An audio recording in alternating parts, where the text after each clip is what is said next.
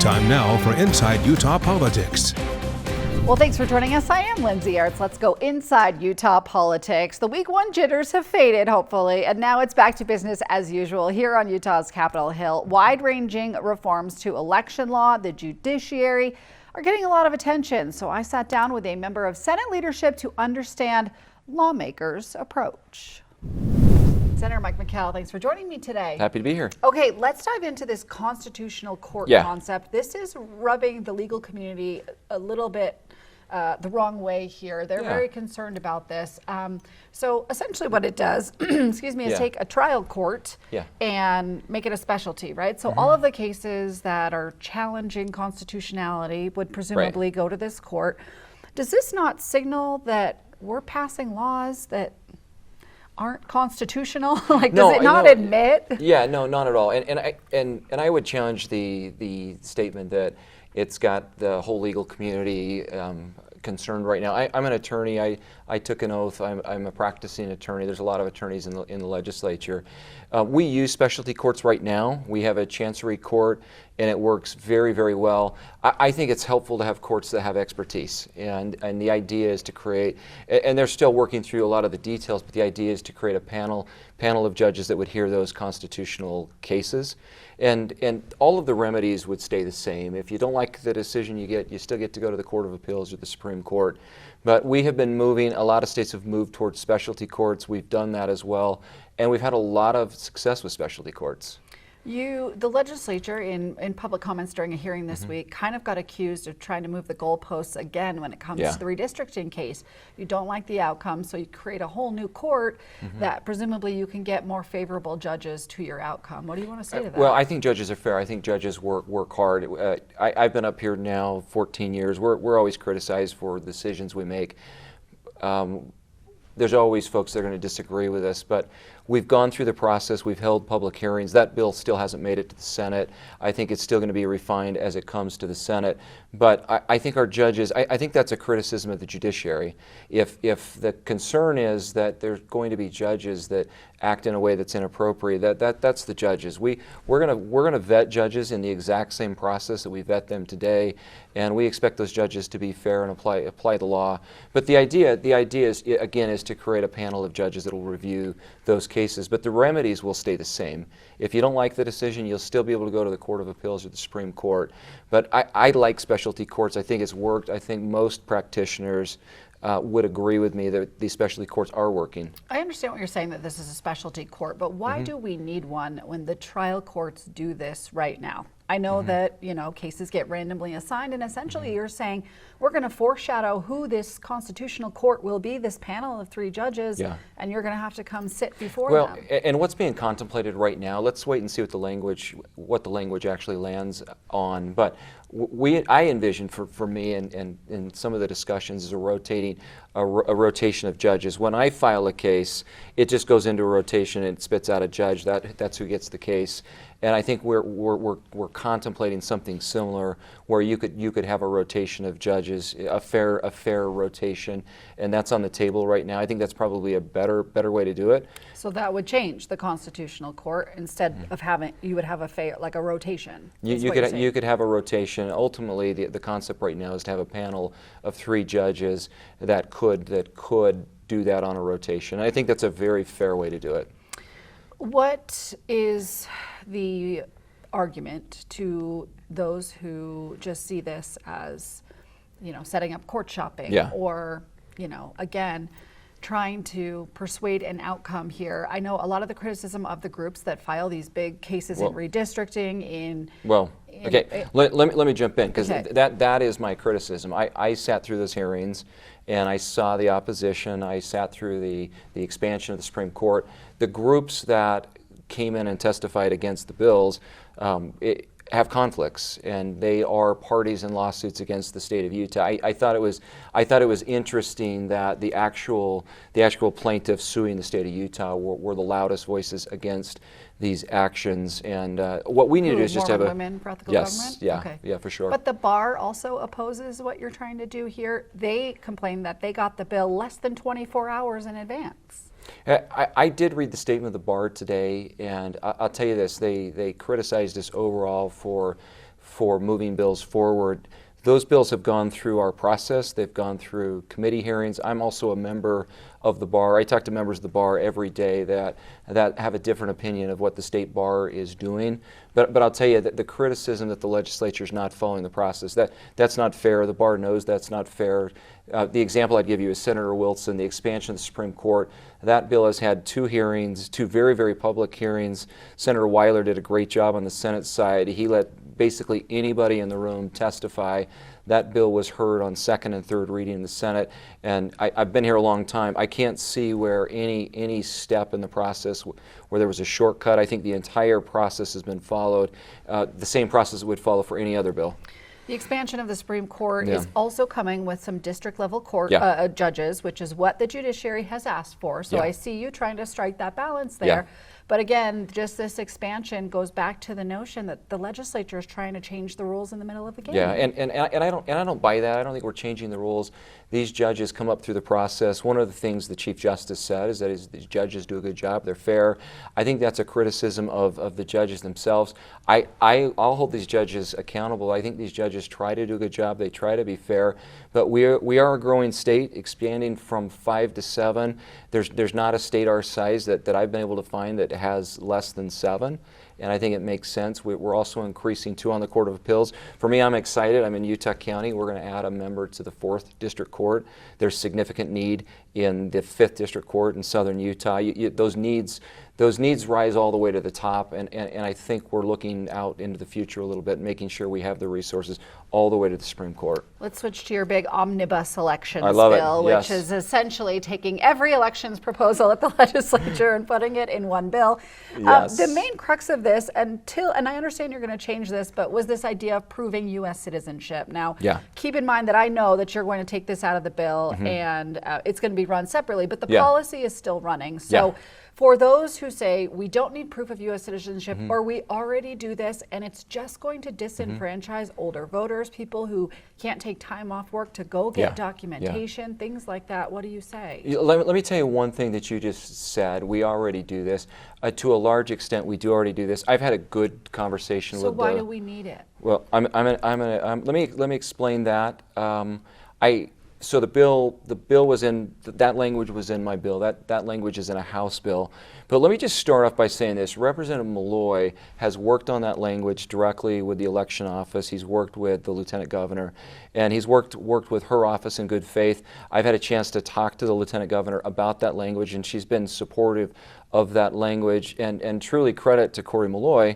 He sat down with everybody. That bill, at the same time, we've had an audit. We had an audit that looked at citizenship of voters, and that audit is still ongoing, but thus far, so far, we have one individual they found that probably wasn't legal but didn't vote in an election. I think that's good news. A lot of the process that they followed to verify citizenship is now showing up in that language of that bill. Is similar to the process that they've already followed. But the good news in the state is I think we worry that folks who are not here legally are voting. I think we learned that they're not.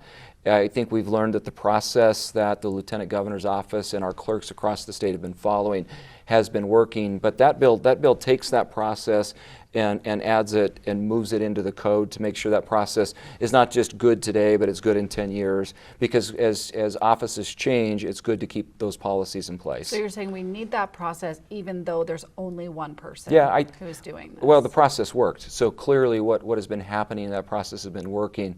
So for that reason, putting that process into code, a process that works, I think is very, very helpful to give voters confidence. You don't worry that the juice isn't worth the squeeze when it comes to the people you're disenfranchising versus... Well, I would just disagree. I don't think we're disenfranchising voters. I think the process is easy, and that bill follows the process that has been followed in the past. And again, credit to the bill sponsor on that. He has spent time, he's worked with the Lieutenant Governor's office. They've been collaborating on that issue, and And as far as our election officials that actually administer elections, I don't think there's opposition to that language. I think he's been a good bill sponsor working with them. In our last 30 seconds here, just talk to me about making private voter rolls public now. A lot of consternation over this. Yeah, a lot of consternation. I was probably on the other side of that issue for a long time, but political parties need to be able to do their job. We need transparency. I'm going to bolster some of that language in what I do. I think there needs to be stiffer penalties if people use that information inappropriately, but it's really hard for political parties to do their job without knowing who their voters actually are. Federal law also dictates controls in this area, and federal law disclosure of those voter rolls is already in the code. That in the code before President Trump's efforts. That's in the federal Voting Act. So we need to open that up a little bit more. I think we're on the right track, but those concerns are real, and I'm going to try to enhance some of the penalties if it's used inappropriately. State Senator Mike McKell, thanks for your time today. Okay, thank you. Appreciate it. My thanks again to State Senator Mike McKell there. Well, still ahead here on Inside Utah Politics, we'll hear from the other side of the aisle. Representative Andrew Stoddard joins the show to give us a look at what Democrats are hoping to get done this year. You're watching Inside Utah Politics. Andrew Stoddard, thank you for joining me today. Thank you for having me. Appreciate your time. Okay, let's dive in. We just talked to State Senator Mike McKell about this constitutional court concept. This is kind of blowing the minds of people here on Utah's Capitol Hill. What do Democrats, or maybe just you specifically, I mean, those may be two different things. How do you feel about, creating this new specialty trial court? Yeah, we heard this bill in committee yesterday. I appreciate what the sponsor's trying to do. When we do have legal challenges to the constitutionality of our bills, we should have a process that's pretty easy to get it moving quickly. I think this is the totally wrong approach. How about that? We have an excellent judiciary. We truly have a nationally recognized selection process, and to kind of fly in the face of that and say we need something different because we can't trust what we've got in place, I think is somewhat offensive. Is he saying that, you think, or is it more just we need to speed up the process and we can find some folks who are have the expertise, right, in constitutional law? Not every even judge does. No, but I think, we look at our judiciary and they've all been vetted by the Senate and have the skills they need to be able to handle this. And so I think it's somewhat offensive, and you listened to the hearing and how many attorneys were there that showed up and said, this is not a good idea, we shouldn't do this. And I think there is a process that we can put in place, because we want to make sure that if there is going to be any sort of injunction on any past bills, that it has as many eyes on it as possible. So I like that approach. Let's get a panel of judges looking at it just to make sure we're doing the right thing before we put a law on pause. But I think just the complications, and not only that, the perception of it, people trust the judiciary, and that's not legislators, and that's not Republican legislators. And so to the public, it looks like they're trying to stack the judiciary so that they can keep their bills in place. Yeah, obviously Senator McKell denied that was what was happening here. He sees the need for it in the court system, but to that public perception, as you look at the constitutional court proposal along with the expanding of the Supreme Court, how do you feel about that perception that they didn't like the ruling in certain situations, redistricting perhaps, abortion perhaps, and now they're trying to change the system? Is that the sense you get? Oh, 100%. And I think it's deeply problematic, because what we've got is one of our vital branches of government that should be on equal footing as the legislative and the executive, but we just keep chipping away at it. And whether that's chipping away through legislation or through comments we make, and I think it's causing real problems, because there's a lot of people that mistrust the judiciary, and the only reason is that they're hearing it from their elected officials. You mentioned getting a panel to have eyes on, a potential constitutional challenge. What would that look like in your mind? So it's not this specialty court, but it's a panel who just looks at rulings? Is that what you're saying? Well, initially, so say someone challenges a bill and says this is unconstitutional. So right now, cases are assigned on a rotating basis.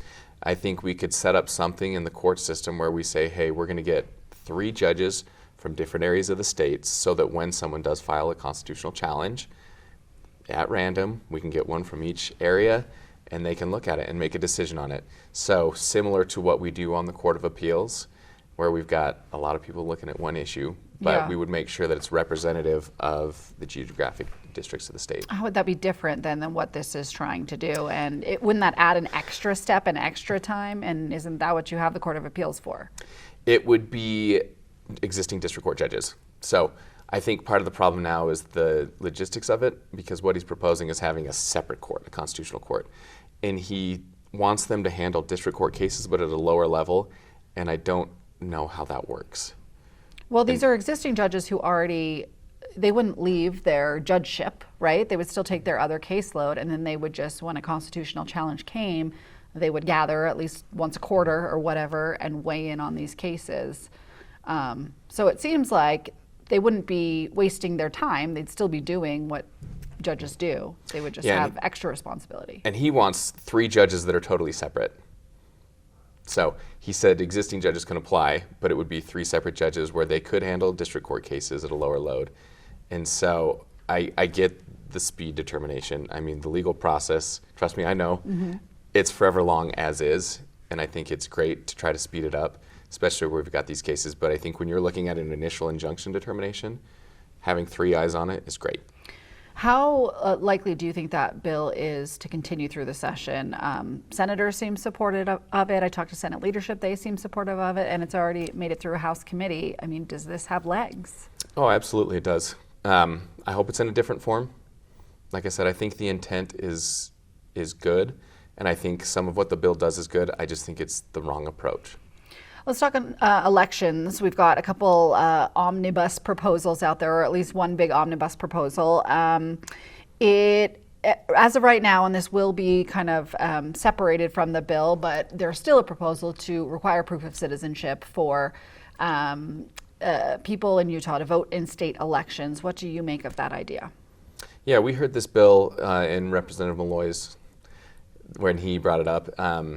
I don't think it's a bad idea. I worked with the sponsor on it to get some notice requirements and a few different things to make it easier. My big complaint with the bill has always been you have to let people know and you have to give them time to correct it and to work with them, because it's not fair for this group of people that have no idea to all of a sudden get their ballot, and it's a federal only ballot.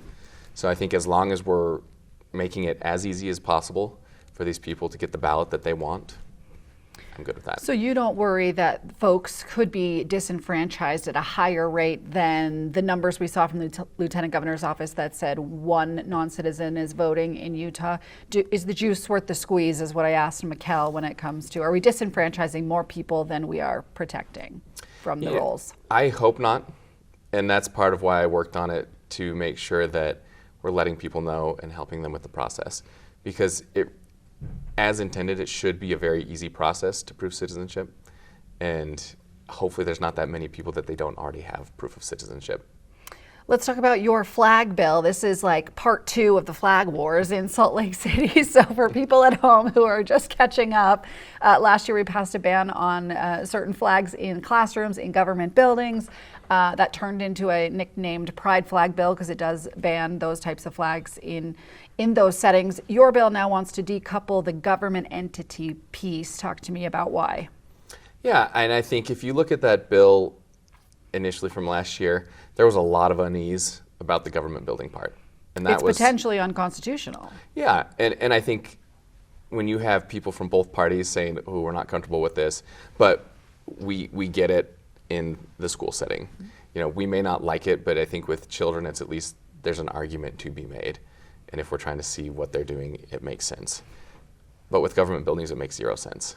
You know, I look at my personal mayor, who is an out gay man, and for us as a state to go in and exercise control over that building and say, you can't have any pride flags here, even if that's a part of your identity, that's silly to me. So if the state wanted to fly a MAGA flag off the state capitol, you would be okay with that? The state? No. Well, it's a government building, right? Yeah. What's the difference? You're saying local cities should be able to do it, but not the state? This is just local government. So, I mean, we get up here and we preach local control, and then we pass bills like this that say you can't do anything. Okay, so your bill would just address that local control. Okay. How likely do you think that is to pass in our last 30 seconds here? Often when Democrats run bills up here, it just by default of having a D next to your name, it doesn't go anywhere. Yeah. I'm having a lot of good conversations. I've got a Republican Senate sponsor. I hope it goes somewhere. Okay. But it's election year, so things are weird. Things are weird. We will watch it. Representative Andrew Stoddard, thanks for your time. Thank you. Appreciate it. Thanks again to Representative Andrew Stoddard for stopping by. All right, coming up here on Inside Utah Politics, lawmakers tout a $30 million commitment to the Great Salt Lake, and Hollywood visits the Hill. We've got your headline wrap up when we come back. You're watching Inside Utah Politics. Well, state leaders are celebrating what they call a $30 million commitment to the Great Salt Lake. Utah has won a bid to take over assets from U.S. Magnesium's bankruptcy. Now, the company had been producing lithium near the shores of the Great Salt Lake until it hit financial hard times these last few years, eventually shuttering and laying off workers. Now, State Forestry, Fire, and State Lands has narrowly beat out U.S. Magnesium's parent company to take over its assets, including its water rights. State leaders call the deal a win, saying Utah has a responsibility to clean up the manufacturing there and get the water used there back into the lake. I believe we have that obligation, and we have a benefit when we can reacquire those water rights to be cognizant of the fact of what the lake levels are doing. This is a big commitment to the lake. It's a lot of water. We're trying to make sure that we don't let that water go into somebody else's hands. We're trying to save the lake. Well, now that a judge has approved the deal, it's up to the agency and state legislature to allocate that money and make plans for rehabilitating the land and getting that water back into the Great Salt Lake. Obviously, it comes at a critical time as our dry winter leaves the lake near its lowest level in years. Well, Hollywood came to Utah's Capitol Hill this week to advocate for a bill that would regulate AI companies. Actor Joseph Gordon-Levitt, best known for roles in Inception and 10 Things I Hate About You for our older viewers here, is backing a bill by Utah Representative Doug Fiafia that would require AI companies to implement child safety plans. Now, the pair spoke about a teen who had taken his own life after talking with an AI chatbot. Whenever there's a tragedy like this, they pay lip service to the families. But I'm sorry, it is clear as day that is spin, it's PR, it's marketing. Because again, these companies are driven by only that one guiding principle, making money. That's it. Gordon-Levitt has been outspoken about AI regulations and says he's working on a new Netflix documentary about it. The bill passed unanimously out of a House committee and heads now for a full chamber vote. Well, lawmakers are also advancing a new slate of proposals to further regulate transgender Utahns, including a bill to permanently ban minors from taking cross-sex hormones or puberty blockers. The state passed a moratorium on prescribing children those treatments for gender dysphoria back in 2023, you'll remember. Now, this bill would take that ban but make it permanent. That led to a heated hearing with people who are receiving those treatments, says minors giving impassioned remarks both for and against the bill. You've heard the pleading from people who need this healthcare to live. You've seen the data. You know the deadly consequences of making this healthcare inaccessible. And this is just cruelty. Me transitioning and aligning my mind with my physical body was life-saving. If California had a law back then, like this, I would have never been subjected to this permanent harm when I was a child. The bill passed out of committee on an 11-4 vote and moves to the full House now for consideration. Well, that does it for today's Inside Utah Politics. Stay in touch with us on social media, won't you? You can find me on X, Threads, Instagram, Lindsay on air, Lindsay spelled with an A. You can also find Inside Utah Politics wherever you get your podcasts. And if you're looking for some more national political coverage, check out our Political Power Ranker. This is Nexstar National's political director and the head of Emerson College Polling, who looks at who's up and who's down in the world of politics based on the data. We carry that for you in our free streaming app, along with more IUP analysis. It's called News for Utah Plus, and you can download that on Amazon Fire, Roku, Apple TV, and Samsung. Well, thanks for joining us this week. We will see you next week.